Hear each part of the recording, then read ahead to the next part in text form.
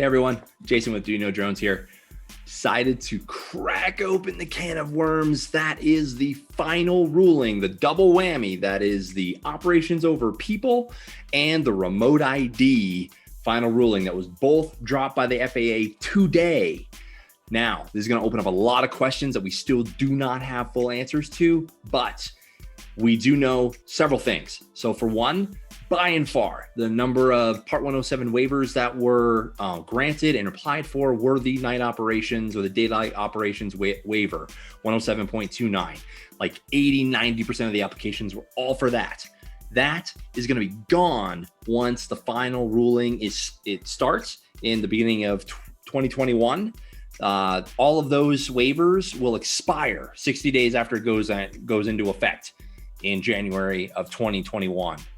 So all of those will be gone. I actually just got mine, so I'm a little bummed, but it's actually going to open up to everybody, but you have to follow certain rules.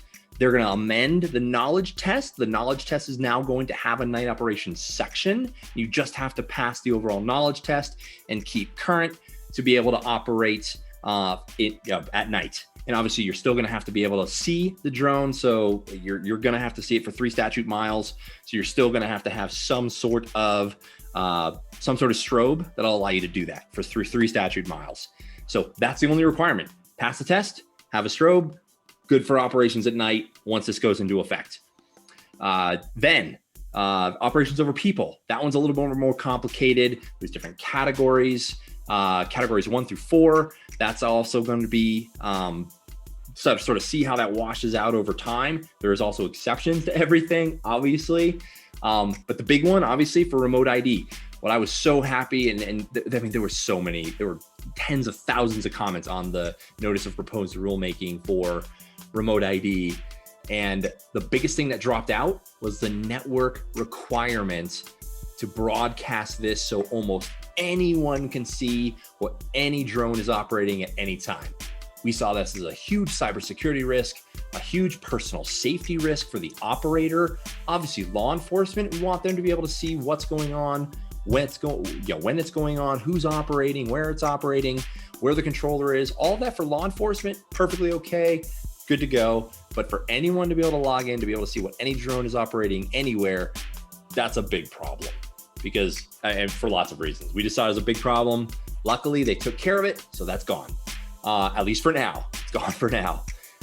What does this mean? Well, we don't know. We don't know what all of this means for right now. The final rule just came out. There's going to be a lot of the sifting and sorting over the next several months and years. And the good news, we have about 30 months before this actually, before anything has to actually be in place. So 30 months to figure it all out. It's great news that the rules are finally out. This is a huge boost in 2020 for the drone industry, and pretty exciting actually. So I'm very excited to see where this goes out. I'm excited to see more articles coming out about this, more experts weighing in. Would love to hear your comments, your questions, get to as many as we possibly can. I think that this is going to be a great thing. Let me know in the comments what you think.